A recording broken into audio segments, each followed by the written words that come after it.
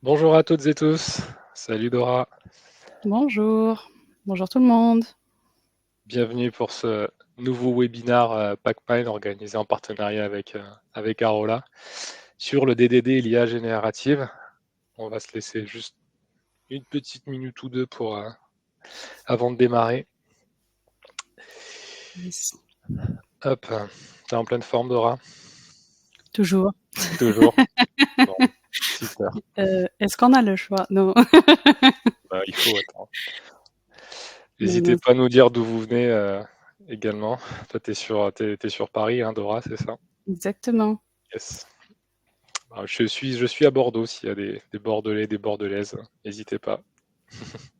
Ah, il y a Grenoble. Tiens, Grenoble, ah très bien.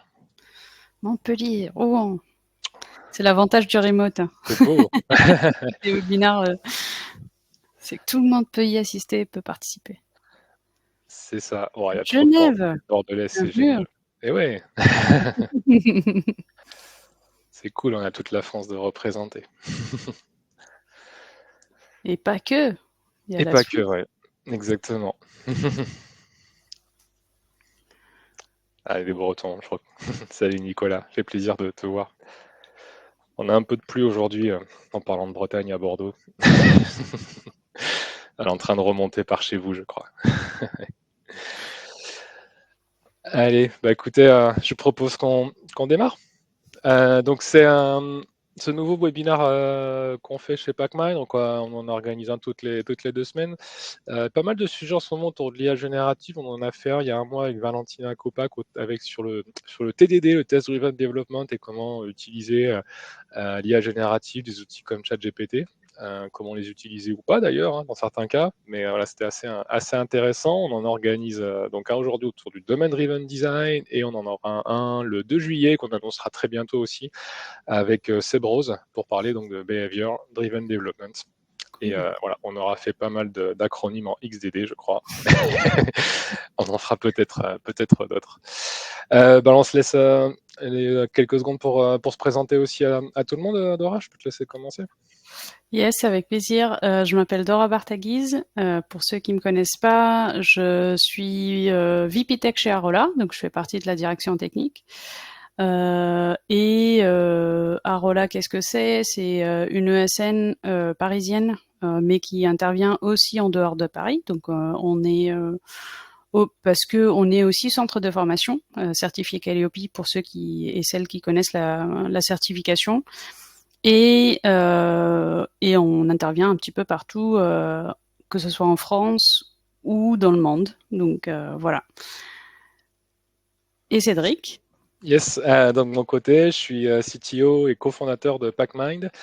On est une plateforme de partage de coding practice voilà, qui a vocation à faciliter le partage de connaissances et de conventions de code au sein d'équipes et au sein d'organisations tech. Voilà, comment est-ce qu'on arrive à construire un référentiel de standards contextuels et comment on rend ça vivant, actionnable. Comment est-ce qu'on peut avoir du feedback en temps réel dans notre code pour voir si on écrit du code conforme ou pas à nos standards. Et il y a des choses qui s'appuient aussi sur l'IA générative que j'aurai l'occasion de vous montrer aussi aujourd'hui lors de ce webinaire. Yes. Et pourquoi il y a l'affiche du livre? Oui, j'allais te Parce que poser la question.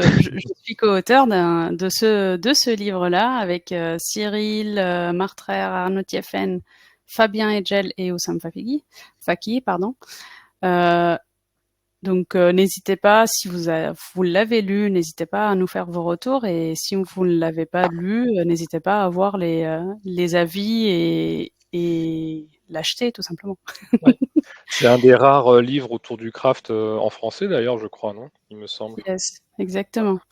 On a voulu que ça soit une introduction au craft pour toutes celles et ceux qui ne connaissent pas donc c'est une intro qui va vous rediriger vers d'autres références et d'autres ressources à la fin du livre, avec la bibliothèque décrite à la fin. Ça marche. Allez, je te propose qu'on rentre dans le vif du sujet du jour, autour du Domain Driven Design. Exactement. Et la question qui se pose souvent, c'est comment justement identifier les bounded context dans un code legacy. Quand on arrive sur un code legacy et on a envie d'identifier des bounded context. Alors, qu'est-ce que c'est que les bounded context d'abord? Parce que là, je vous ai mis une définition qui est trop abstraite. Mais ce qu'il faut garder en tête, c'est une sorte d'identification des domaines et des sous-domaines dans notre, on va dire, écosystème. Et pour faire ça, il y a besoin de potentiellement travailler ou retravailler le legacy pour pouvoir séparer ces domaines et ces bounded context. Et il y a plein de tips pour le faire. On va pas rentrer dans le détail de décrire comment on fait ça, mais en fait l'idée c'est que on a fait des expérimentations, et d'ailleurs je remercie Frédéric Lawrence d'Arola qui m'a accompagné dans ces expérimentations là.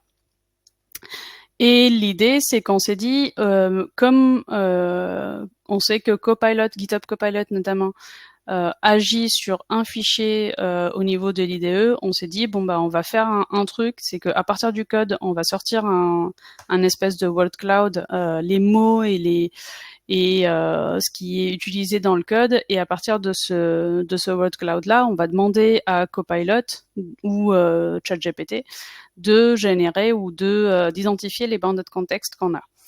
C'est une façon de nous aider aussi, enfin on verra par la suite, c'est une façon de nous aider de s'approprier ce legacy et de voir comment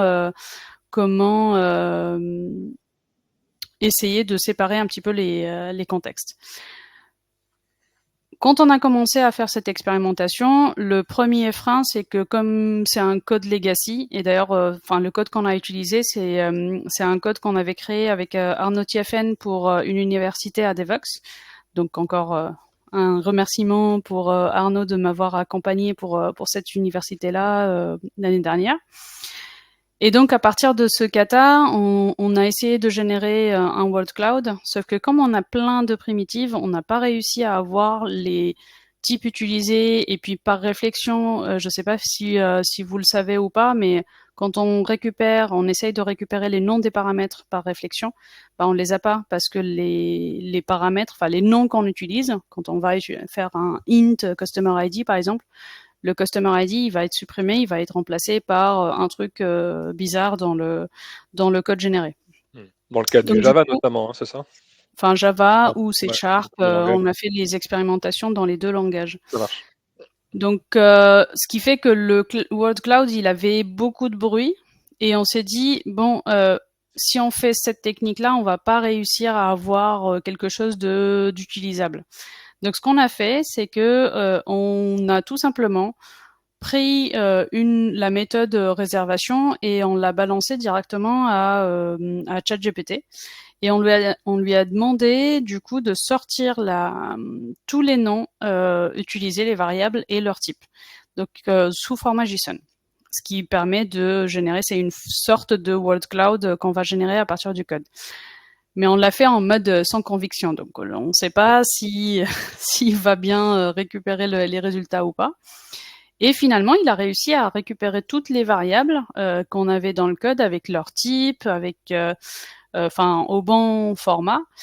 Et on s'est dit bon bah bingo, à partir de ça, on va pousser plus loin et on va lui poser la question, à partir de ce JSON, peux-tu identifier les bounded context au sens DDD? Et donc là, à ce moment-là, il y a Frédéric qui s'est posé, mais il va connaître ce que c'est que les bounded context? Bah, j'ai dit, bah, on va voir. Hein.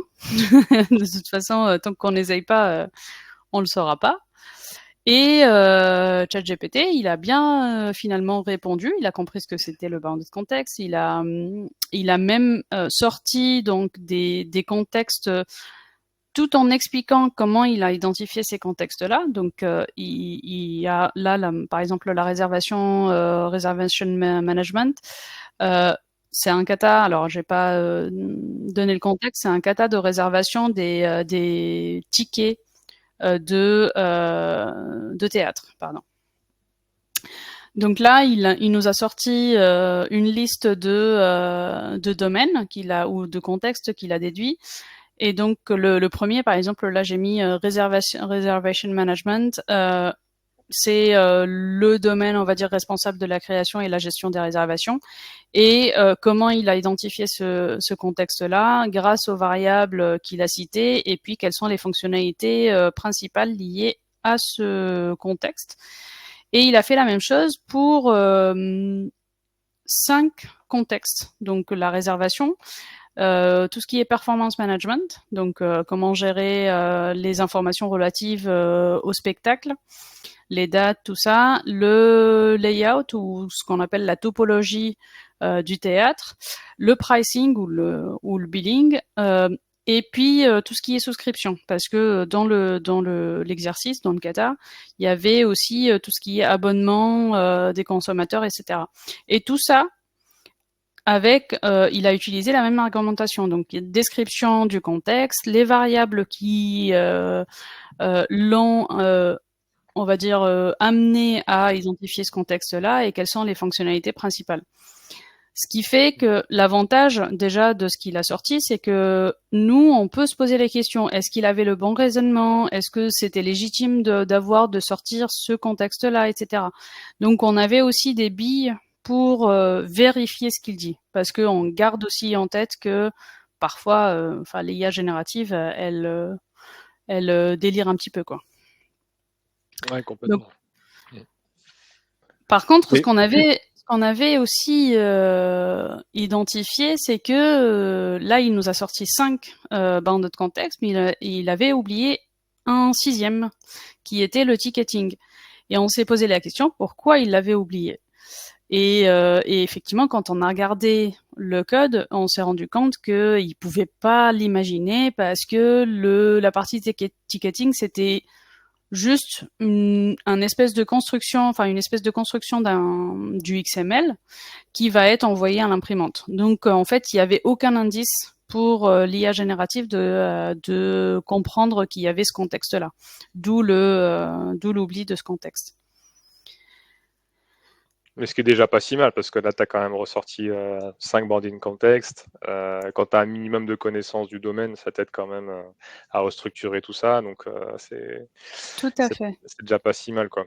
Et comme dit Exactement. Hugo dans le chat, c'est vrai que bon, il faut un minimum de nommage, parce que là, quand tu t'es basé sur les identifiants, bon, j'imagine vous avez filtré tous les types primitifs, peut-être les strings, les longs, ce genre de choses, qui est peut-être pas beaucoup de valeur ajoutée, quoi. Ouais, et c'est pour ça qu'il s'est basé, là, si on regarde effectivement les variables, il s'est Ouais. basé sur les noms qu'on avait utilisés. Donc, si effectivement le nommage n'était pas forcément bien explicité, s'il y Mm. avait juste ID ici et puis Reza ici, peut-être qu'il l'aurait pas trouvé, quoi. Ouais, c'est intéressant en plus qu'il te donne ça, ça permet quelque part de donner des sources de pourquoi il pense que c'est reservation, et comme ça toi après tu peux aussi avoir un regard d'analyse dessus, quoi. Exactement. Ouais. Et en fait, cette démarche-là, l'avantage, c'est que ça nous aide aussi quand on sort du legacy, enfin quand on a un legacy et on a envie de le travailler, ça permet d'avoir une espèce de roadmap potentiel pour extraire les domaines. Et donc, et se dire, dans ce cadre-là, potentiellement, ok, le layout ou la topologie, on va dire, du théâtre, on va pas s'en occuper, ça change rarement ou pas du tout. C'est pas grave si ça reste tel quel. On va juste l'extraire dans une méthode ou dans un, on va dire, domaine, et puis on s'en occupe pas. Et puis peut-être que d'autres domaines, type la réservation, finalement ça évolue tout le temps. Il y a potentiellement des activités ou des évolutions dessus, donc on va plutôt le soigner comme domaine. Donc ça permet aussi de tracer une espèce de roadmap et potentiellement jusqu'à justement appliquer ou même essayer de le transformer en appliquant justement les patterns tactiques de DDD. Ce qui nous introduit du coup un autre, on va dire, une autre partie. Parce que là, on a parlé de comment j'extrais justement le pattern, enfin les bandes de contexte à partir du legacy. Et ensuite, maintenant, on va attaquer vraiment le code. Donc, on a envie de prendre ce domaine-là, par exemple, et plutôt le soigner, extraire vraiment, enfin, le développer en appliquant ce qu'on appelle les patterns tactiques de DDD. Et la question qui se pose, enfin, qui arrive souvent, c'est comment faire justement pour faire ça. Alors, pour la petite pub, ce que je vais présenter là, ça va être le contenu du talk que je vais présenter la semaine prochaine à Amsterdam à DDD Europe. Donc pour celles et ceux qui vont y aller, n'hésitez pas à venir à la session lors des DDD Foundations.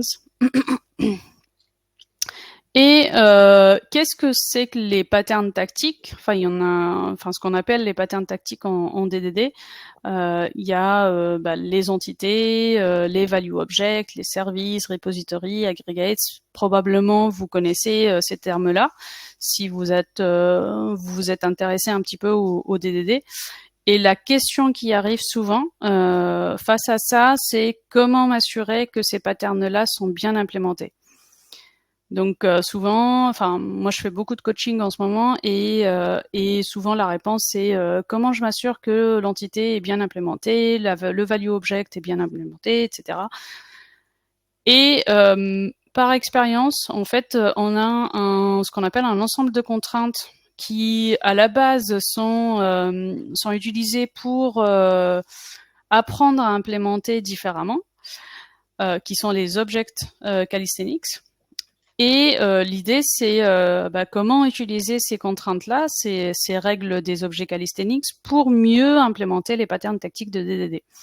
Alors, pour celles et ceux qui connaissent pas les objects calisthenics, c'est Jeff Bay qui en a parlé dans un livre de la boîte ThoughtWorks. Et il énumère 9 règles pour écrire, on va dire, le code de façon meilleure. Quand je dis le code, je parle vraiment le code du domaine métier. Je ne parle pas de l'infra ou si vous connaissez l'architecture hexa, vous imaginez, enfin, on parle à l'intérieur de l'hexagone, quoi. Donc ces 9 règles, c'est avoir un seul niveau d'indentation par méthode, ne pas utiliser les else keywords, wrapper les primitives et les strings, créer des false class collection, ne pas utiliser, enfin n'utiliser qu'un point par ligne. Donc on va voir les exemples juste après. Ne pas abréger, garder les entités vraiment petites, ne pas avoir plus de 2 fields ou 2 instances dans une classe, et ne pas avoir de getter et de setter ni de propriété pour ceux qui font du C# dans les classes.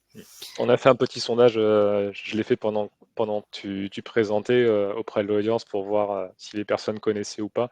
On est 35 réponses, on est 36, on a à peu près 60% qui apparemment découvrent ce concept. Ok, et on en a, cool. voilà, donc c'est nouveau. Apparemment, on a 5 personnes courageuses, non je rigole, qui l'appliquent régulièrement. Super. Et en fait, ces règles-là, alors je ne sais pas si Jeff Bay a fait exprès de les mettre dans cet ordre-là, mais en tout cas, par retour d'expérience, enfin ma propre expérience, après des années d'expérimentation, en fait, je me rends compte qu'il y a potentiellement un ordre différent. Donc, je mettrais plutôt en premier, enfin, quand j'essaye de faire apprendre justement ces règles et comment mieux les appliquer, je passe plutôt par cet ordre-là. Donc, je demande à ce que les personnes fassent attention plutôt à wrapper les primitives en premier, ensuite créer les first class collection, ensuite ne pas abréger, ensuite, enfin voilà, c'est cet ordre-là que je suis. Et là, l'idée, c'est de commencer un petit peu à les détailler.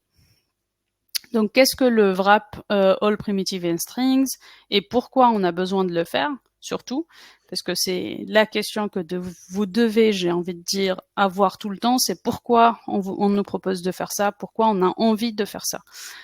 Et là, je présente un code, par exemple, de multiplication d'un amount par un taux, qui utilise du coup des primitives, et l'inconvénient de ça, c'est du coup il y a moins de clarté dans le code, même si les objets ou les méthodes et les paramètres sont bien nommés, etc.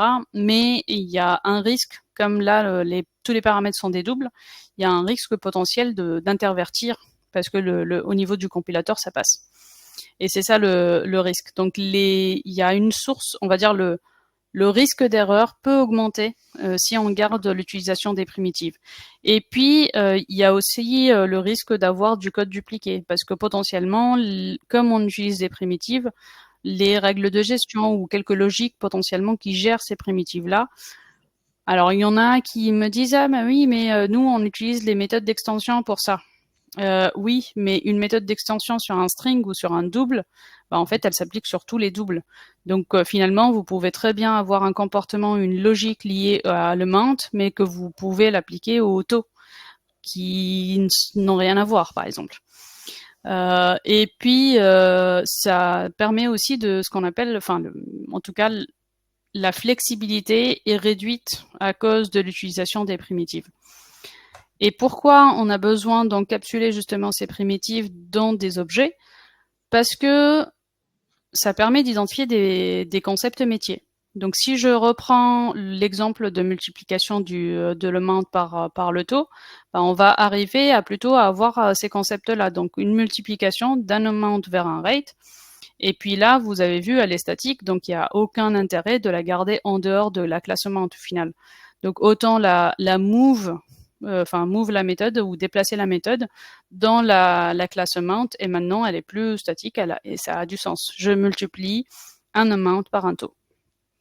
Donc le but de cette règle réellement, c'est d'identifier et de sécuriser réellement le domaine, les concepts métiers, quoi, les concepts du domaine. Je ne sais pas s'il y a des questions par rapport à ça. On en a plus eu avant, je te les reposerai à la fin sur notamment le process avec les word clouds, etc. et l'IA. Ok. Voilà. Bah, on reviendra dessus si... à la fin, oui. Yes. Donc ça, c'était pour la première règle, en tout cas dans l'ordre tel que je l'ai décrit. Ensuite, la false class collection. Pourquoi il y a besoin justement d'avoir une classe qui regroupe... pour moi, cette règle rejoint un petit peu la première. Et les exemples que je donne souvent, c'est quand on parle de vache, comment dire, le pluriel de vache, effectivement, ça s'écrit vache avec un S à la fin, mais on peut, quand on parle avec un agriculteur ou autre, on va pas l'appeler vraiment, il va pas appeler mes vaches, mais il va peut-être parler de troupeaux. Donc c'est un autre nom. Quand on parle de maison, par exemple, on va parler de maison et voisinage ou quartier. On va pas dire les maisons. Donc en fait, le pluriel souvent arrive avec un nouveau vocabulaire. Et si on a identifié ce vocabulaire-là, je pense qu'il y a souvent derrière des comportements qui vont arriver avec. Pareil pour les bateaux, et on parle de flotte quand on a plusieurs bateaux. On ne parle pas de ships au terme de plusieurs bateaux, mais on va parler plutôt de flotte. Donc souvent, quand on a, on va dire, on arrive à distinguer le pluriel du singulier avec un autre vocabulaire, ça, c'est un smell, j'ai envie de dire, ou c'est un tips pour dire que ça a probablement du sens d'avoir cette classe collection, quoi. Donc posez-vous toujours cette question-là est-ce que j'ai est-ce que j'ai une autre forme quand je parle du pluriel de cette classe unitaire. Et je pense que, on en a discuté, Cédric, et peut-être que c'est le moment de faire une démo de ton côté par rapport à ça. Ouais. En effet, ouais. J'en profite le temps que je partage l'écran. Je prends juste une question de Dimitri qui disait à quel point tu es strict vis-à-vis du wrap all primitive. En gros, j'imagine, est-ce que tu le fais vraiment tout le temps ou est-ce que tu te laisses malgré tout la liberté par moment Alors, de... Ouais. j'essaye de le faire tout le temps parce que je me dis, en fait, si je le fais pas à un instant T, je sais par expérience que je vais le regretter à un instant T+1. ou plus 2 ou plus 3. Donc même si là je prends le taux par exemple qui est assez, on va dire, petit comme comportement, etc. Mais, mais en même temps, ça me permet aussi, on verra avec les règles qui suivent, ça permet aussi de sécuriser son code et de rajouter des comportements qui ne seront pas forcément. Alors il y a plein de principes après qui reviennent aussi, le tel dans task, voilà. On en parlera juste après Ouais. avec les autres règles. Parce que là, en fait, ces règles-là, donc si on reprend le cheminement, on essaie de sortir d'un code legacy, on extrait des bounding context, ça nous permet de nous donner une feuille de route pour remettre de l'ordre dans notre code. Et pour remettre de l'ordre, on propose là, en tout cas, ce que tu proposes Dora, c'est de mettre en œuvre ces principes des objets calistheniques, voilà, pour toutes les motivations que tu as évoquées.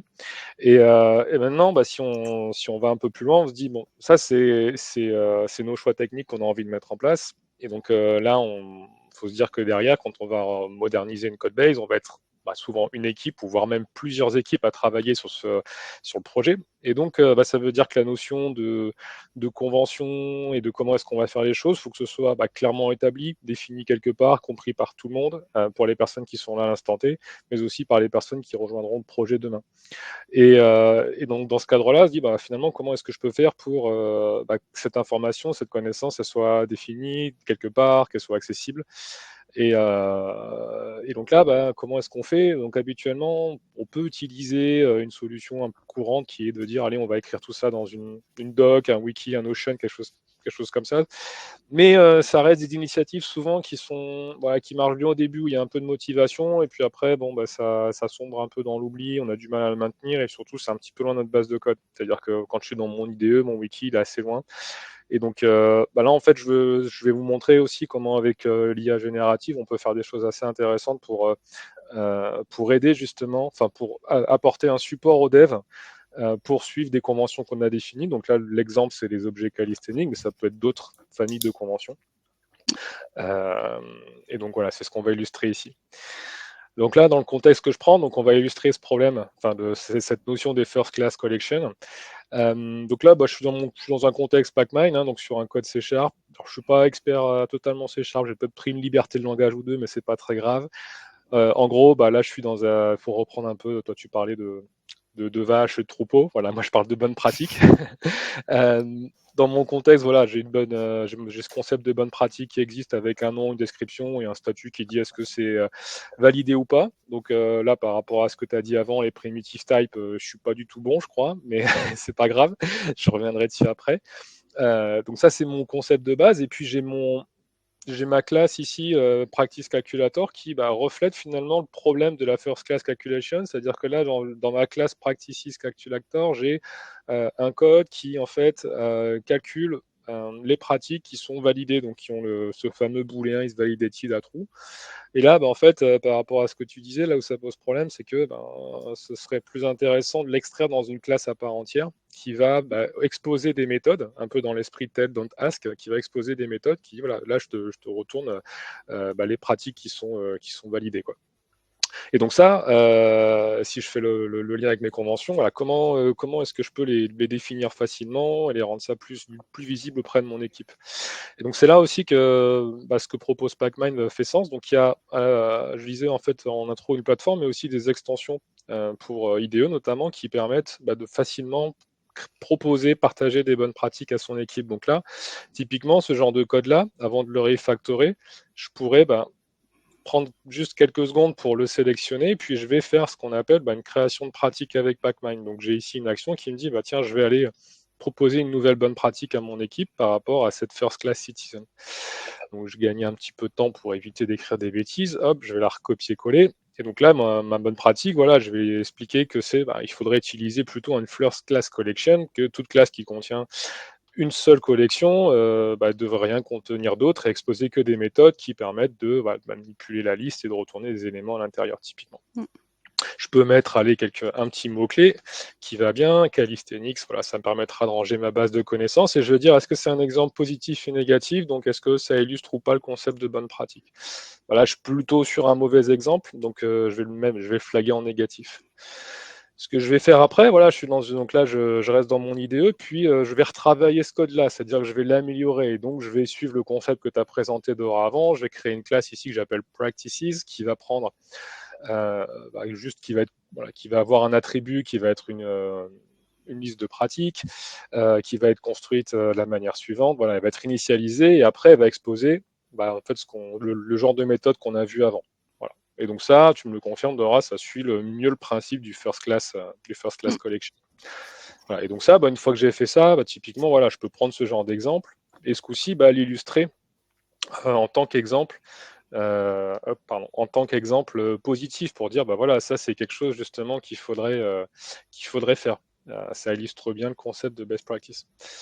Donc une fois que j'ai fait ça, en fait, l'idée c'est quoi? Dans le workflow Pacmind, juste pour en dire deux mots, l'idée c'est qu'après, de manière régulière avec mon équipe ou voilà, toutes les personnes, toutes les parties prenantes sur ces sujets, je vais avoir ici ce concept d'atelier de revue de pratique. Donc il y a un temps d'échange qu'on va prendre en équipe, voilà, toutes les semaines, toutes les 2 semaines, c'est un rythme qu'on définit pour discuter de ces pratiques-là. Donc là, dans l'exemple, on pourrait imaginer un atelier dédié aux conventions de calisthénique et on pourrait en discuter, les présenter pour être sûr que c'est clair pour tout le monde. Là, dans ce cas-ci, typiquement, je vais retrouver le code que j'ai montré avant et donc je vais pouvoir expliquer, moi, à mon équipe, pourquoi est-ce qu'ici on ne devrait pas faire comme ça, enfin, voilà, quel est le problème qui est remonté là. Et l'idée après, c'est que chaque pratique va être validée ou pas, mais voilà, dans mon cas, je vais la valider, mais qu'il y ait une notion de consensus et de discussion qui soit importante, qui soit amenée en équipe.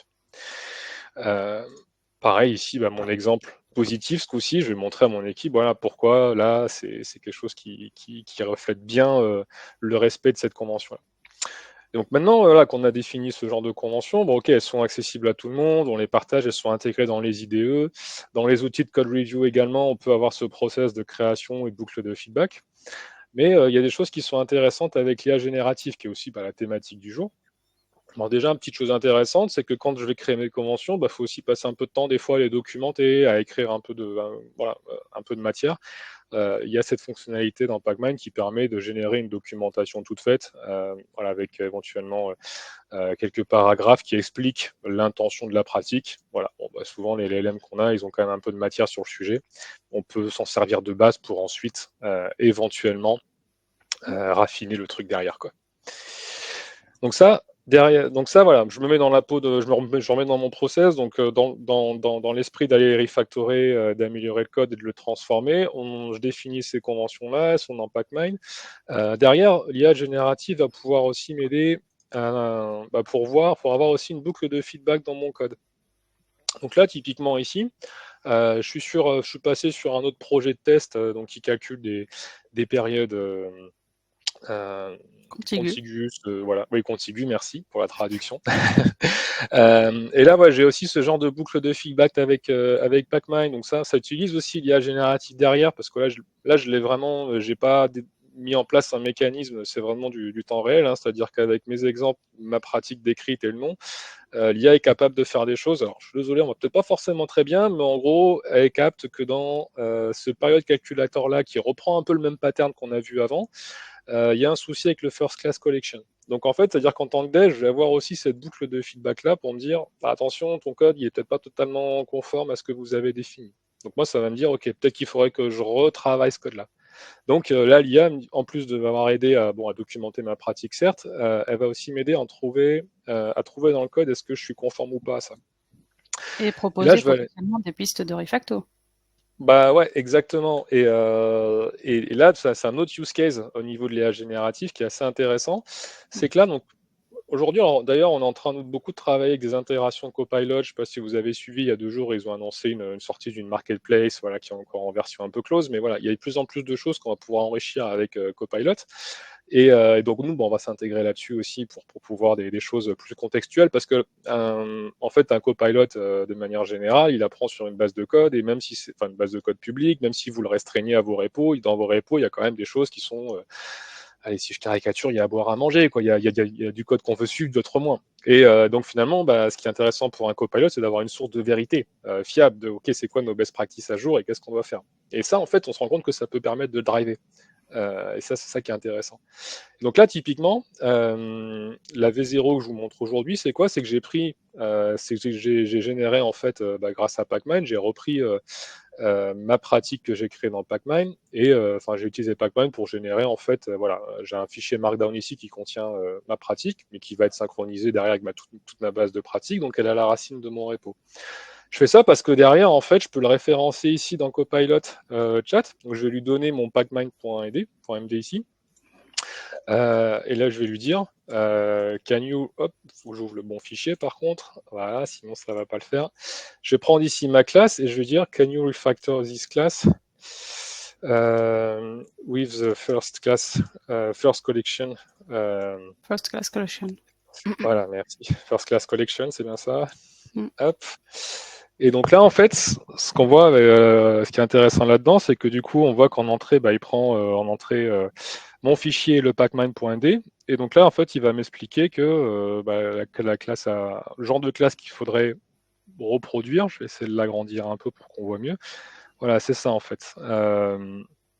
Donc là, du coup, il n'a pas forcément tout à fait pris le bon nommage, mais en fait, il a compris la logique d'avoir une classe avec un attribut en read-only, un constructeur et la méthode derrière qui va bien, quoi. Et donc, c'est ça aussi qui est intéressant avec l'IA générative, c'est qu'ensuite, au quotidien, dans le flow de développement, quand on va être dans cette modernisation de la code base et quelles que soient nos conventions, et donc là ici on prend l'exemple de convention de calisthénique, on peut enrichir ces outils-là avec comment est-ce que moi je veux piloter mon refactoring de code et comment est-ce que je veux écrire le code derrière, quoi. Et donc puis ça, on le pourrait principe. très Ouais, bien lui vas-y. poser ensuite, enchaîner avec la question comment tu renommerais potentiellement le period calculator. Enfin, ça c'est un autre contexte, quoi. Exactement. Ça, si j'ai donné un peu de matière sur quelles sont mes conventions de nommage, C'est ça. effectivement, il pourrait l'enrichir, quoi.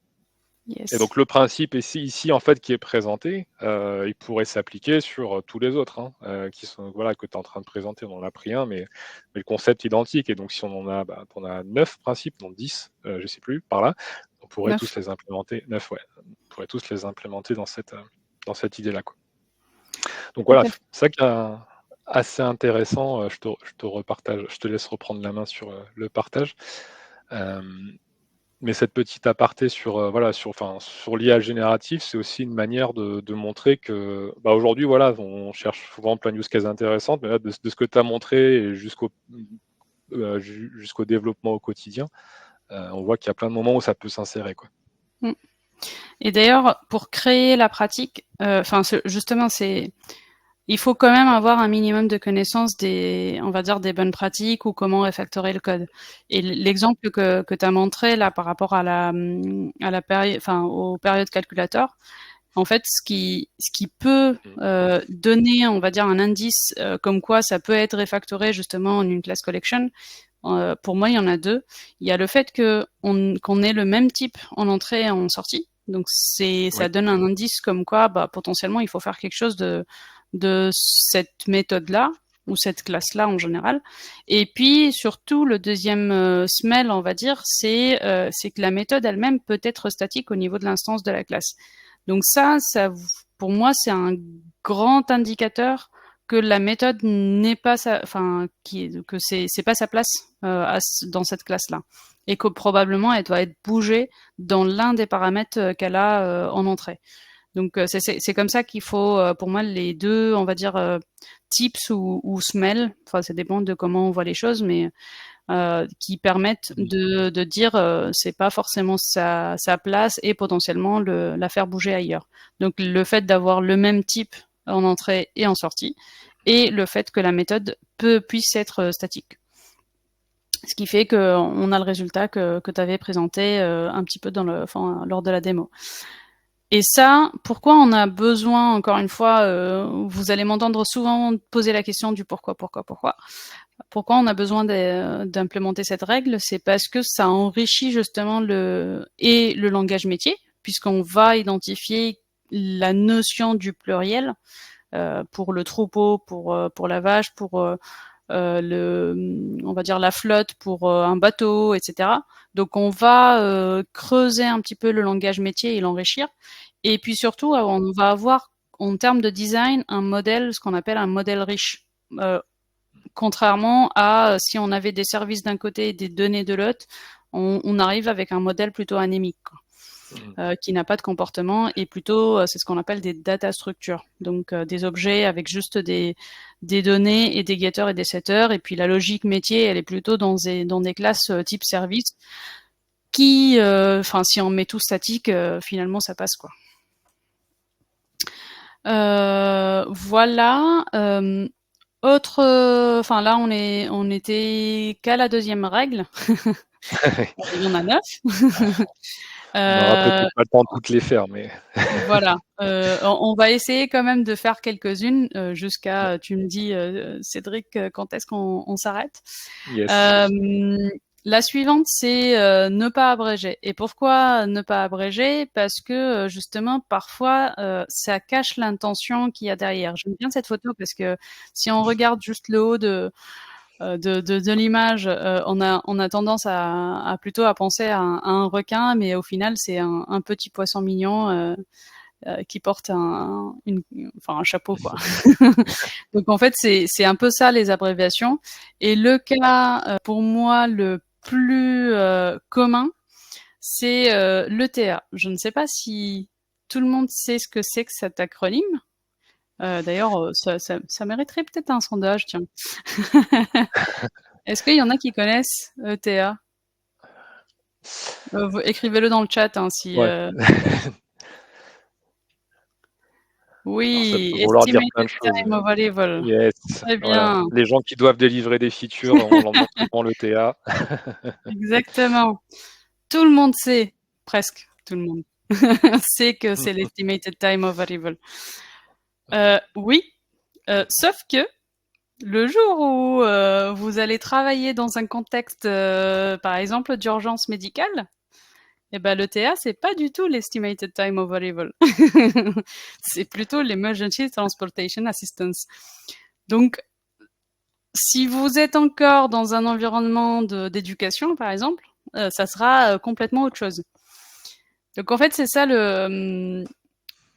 en tant que dev, généralement, on change aussi de domaine métier.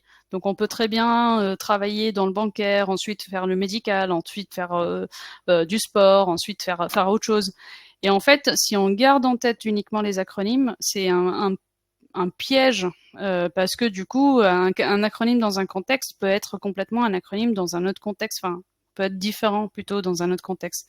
Et c'est pour ça que j'insiste sur le fait, essayez de trouver, même si c'est le mot utilisé par le métier, essayez quand même de l'enrichir un petit peu dans votre code. Par exemple, là, on prend l'ETA, on a une méthode qui calcule l'ETA, et puis voilà. Bah, on peut peut-être le nommer à minima le time of arrival, parce que potentiellement, il y en a qui vont dire ah bah non, l'estimated time of arrival c'est trop long, même si je préfère que ce soit explicite pour ma part. Mais il y a moyen peut-être de l'abréger un petit peu sans forcément utiliser l'acronyme vraiment tel quel, quoi. Et le but, encore une fois, de cette règle, c'est d'expliciter les concepts métiers. Donc ETA, si vous n'avez jamais travaillé dans un contexte, si c'est un truc qui n'est pas connu de votre côté, bah vous l'aurez jamais, vous ne saurez jamais deviner, quoi. Donc essayez vraiment d'expliciter les concepts métiers de votre contexte, quoi. Quitte à ce soit un petit peu plus verbeux, c'est pas grave.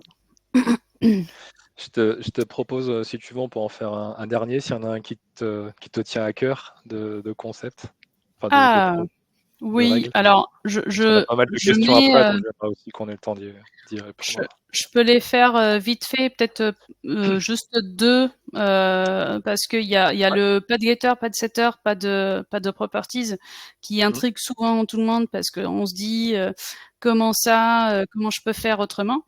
Et en fait, cette notion-là, l'inconvénient déjà, c'est ce que je disais tout à l'heure. En fait, ce qu'il faut garder en tête, c'est que toutes les règles là se rejoignent en quelque sorte. C'est souvent le même objectif. Et le but, c'est de ne pas avoir justement un modèle anémique ou moins d'immutabilité, parce que le but, encore une fois, c'est de protéger nos concepts métiers. Et pour les protéger, pourquoi on parle de protection? Parce que tout simplement, ça permet de créer un langage tel que c'est utilisé côté métier, ce qu'on appelle un domain specific language. Et quand on va sortir justement, ça rejoint un petit peu encapsuler les primitives en objet, parce que là, on parle de montant, on peut sommer deux montants, donc on va créer la fonction d'addition dans l'objet amount, par exemple, qui nous donne un montant. Et puis on va dire, quand on multiplie, on peut pas multiplier deux montants. Donc déjà, ça, c'est une forme de sécurité par rapport à notre besoin. Et c'est comme ça qu'on arrive finalement à des concepts tels que le secure by design, etc. Et donc, on interdit naturellement dans notre langage métier qui est traduit dans le code certains comportements qui sont illogiques d'un point de vue métier. C'est ça le but. Et ensuite, celle que j'aime bien, parce que j'aime bien aussi l'image que j'utilise souvent pour illustrer cette règle, c'est un point par ligne. C'est quoi l'idée? C'est de ne pas avoir quelque chose, point quelque chose, point quelque chose. Et ça répond plutôt à une loi qui s'appelle la loi de Demeter, c'est de ne pas parler aux étrangers. Et au lieu de dire quelque chose, point quelque chose, point quelque chose, autant avoir encapsulé en tout cas ce comportement-là dans l'objet origine. Et ça rejoint un petit peu le principe du tel dans task. L'illustration que j'utilise souvent, c'est le petit poussé qui sème un petit peu les petits, on va dire les petits pains pour retrouver son chemin. Et puis après, on se retrouve plus quoi. Voilà, et encore une fois, ça c'est pour avoir un modèle riche aussi par rapport à ce qu'on avait. Si on avait que des data structures, là on aurait des getters pour récupérer l'information et on ferait plein de points par ligne. Voilà. Qu'est-ce qu'on pourrait aller rapidement peut-être On a eu quelqu'un dans le chat qui nous a demandé le point 8, je ne sais plus lequel c'est. Est-ce que c'est rapide à faire? Alors, Et ce serait le dernier après. le point 8. Ah oui. Allez. C'est pour toi, moi. Le point 8, c'est de ne pas utiliser plus de 2 fields, on va dire, dans une classe.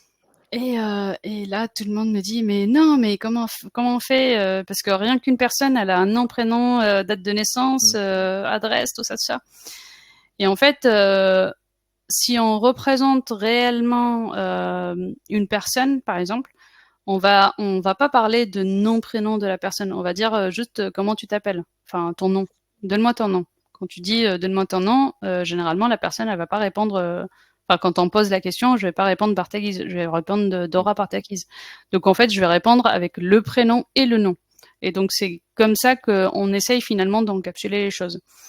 Le cas, si on reprend l'exemple de période, dans un contexte, j'étais dans un contexte où on avait pour la maintenance des centrales nucléaires chez EDF, on avait des périodes, ce qu'on appelle des périodes avec des taux.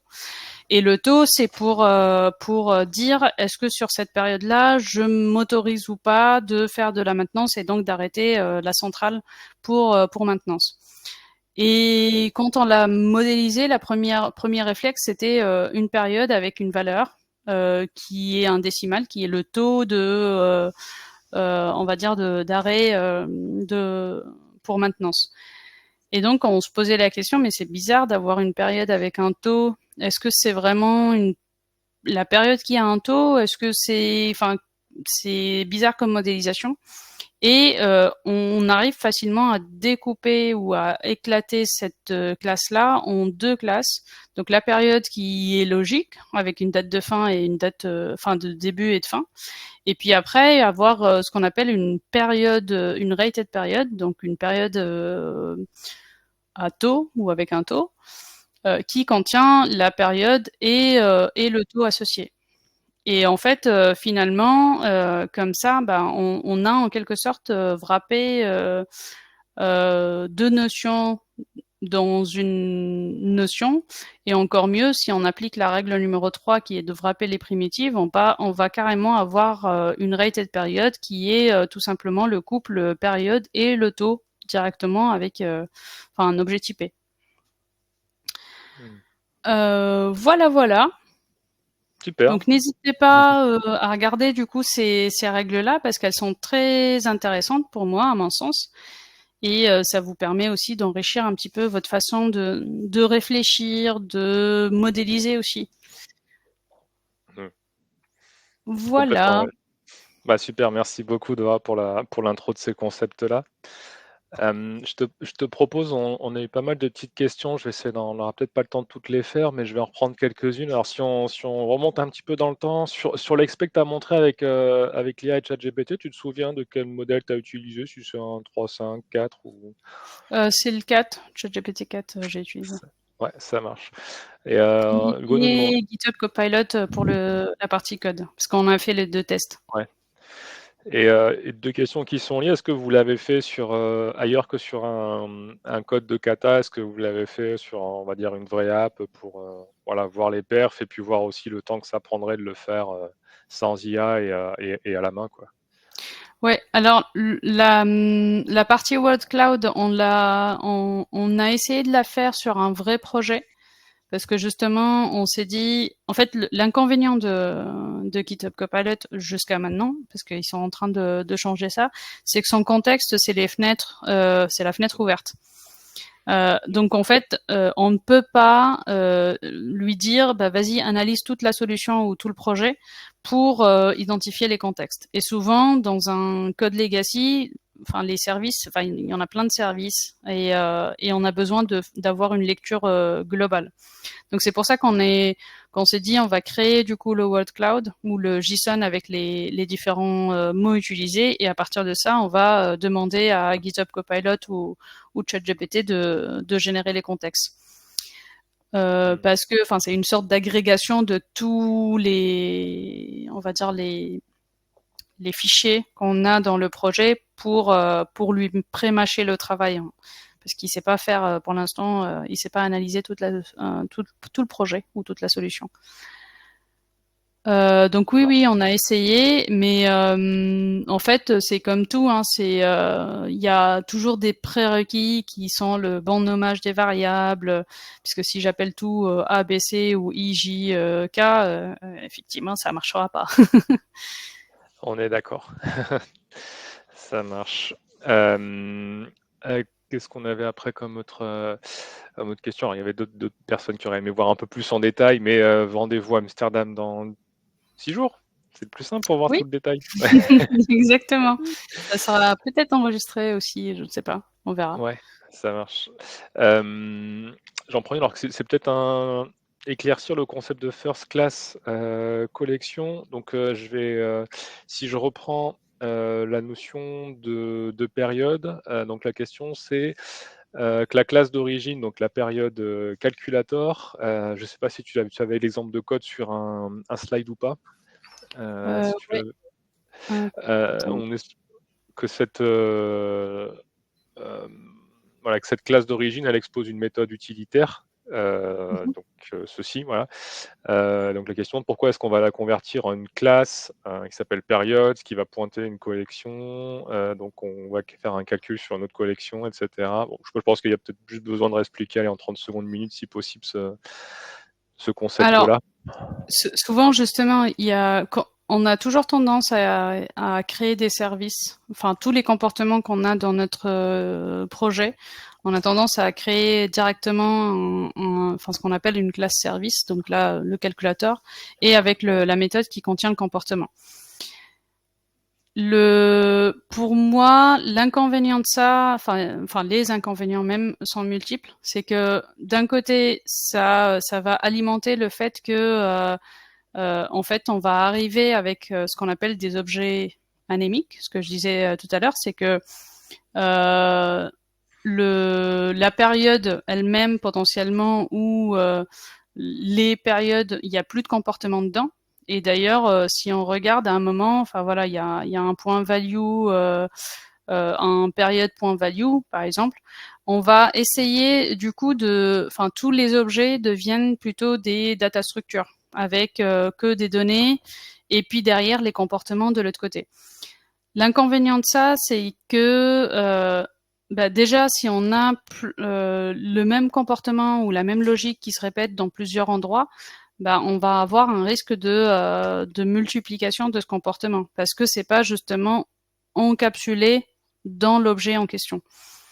Il y a ça, il y a le côté effectivement le principe, ce que je disais, tel dans Task. Donc au lieu de proposer des données et de la logique ailleurs, autant rapprocher la logique au plus près des données et donc l'intégrer, plutôt la bouger dans la classe elle-même. Donc tout ça, et puis ce que je disais tout à l'heure, c'est que les semelles qu'on a vues avec cet exemple-là, c'est que là on a le même type en entrée en sortie. La méthode, elle peut être statique. Et ça, en fait, à partir du moment où je peux mettre une méthode statique, pour moi, c'est un smell. C'est vraiment dire que la méthode, elle n'a pas lieu d'être ici, quoi.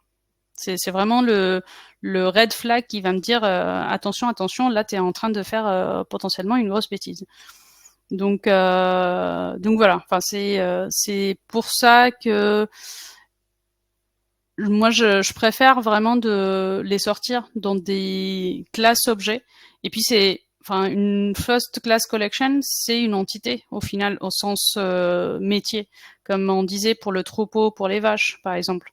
Donc probablement, je vais avoir des comportements qui sont liés au troupeau, qui ne sont pas forcément applicables aux vaches.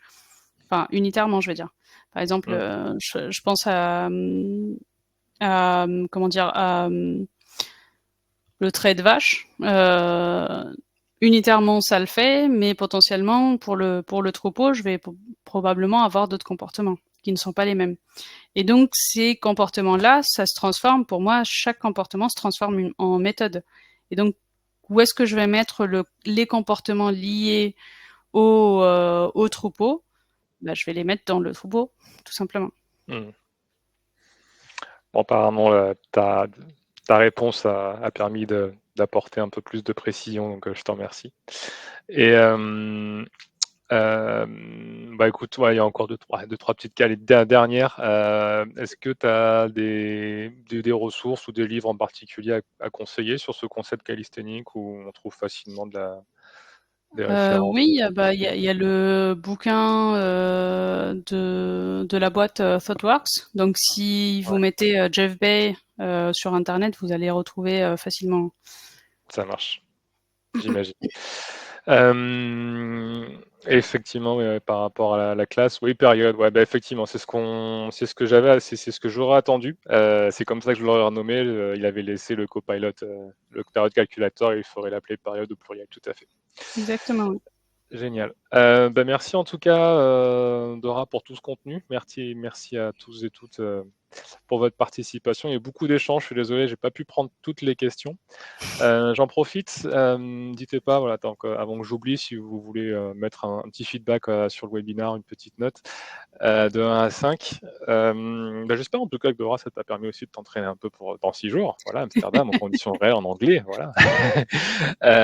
Mais en tout cas, hein, c'est hyper intéressant. Je sais que les gens auraient aimé voir les autres concepts, mais comme je me suis permis de le mettre dans le chat, je sais que c'est assez disponible sur LinkedIn si les gens veulent te poser des questions, des précisions ou en savoir un peu plus sur les autres Avec plaisir. concepts, ou t'inviter pour un BBL ou voilà, pour refaire ce talk plus approfondi. Voilà, j'espère en tout cas que ça vous aura apporté des éléments aussi nouveaux par rapport à l'IA, quelques use cases intéressants où on a vu l'exploitation de différents niveaux de l'IA en amont de l'extraction des body in context à l'assistant de code au quotidien. Donc voilà, c'était assez dense en 1 heure. Donc voilà, j'espère quand même que les messages sont passés. J'espère que tu as passé un bon moment Dora à m'accompagner aussi. Oui, c'est toujours un très bon moment. Plaisir partagé. Et merci pour vos retours aussi en live. Comme je disais, je sais plus si je l'ai mis dans le chat, le webinaire sera aussi disponible en replay sur YouTube dès cet après-midi. Donc voilà, vous pourrez le revoir et le partager autour de vous. Et encore une fois, n'hésitez pas à me contacter sur LinkedIn ou je suis plus active sur LinkedIn, donc voilà, c'est ça. donc n'hésitez pas si vous avez des questions ou autres. Peut-être que je répondrai pas dans la journée, mais j'essaye de répondre. Ça marche. Et puis pour le prochain webinaire PackMind, on vous publiera très très bientôt. Ce sera début juin. Il y aura un autre webinaire qu'on fera en juin justement avec sur le sujet de l'intégration Copilot, un petit peu plus poussé notamment. Donc voilà, reste stay tuned comme on dit, et puis on se revoit très très bientôt. Merci. On se quitte sur ça. À très bientôt, Dora. Merci pour tout. C'était hyper intéressant. Avec Merci à plaisir. toutes et Merci à tous. toi d'organiser tout ça. C'est normal. C'est un plaisir. Et puis on se dit à très bientôt pour un prochain webinaire. Passez une bonne Yes. journée. À Bonne très journée tout le bientôt. monde. Bye bye.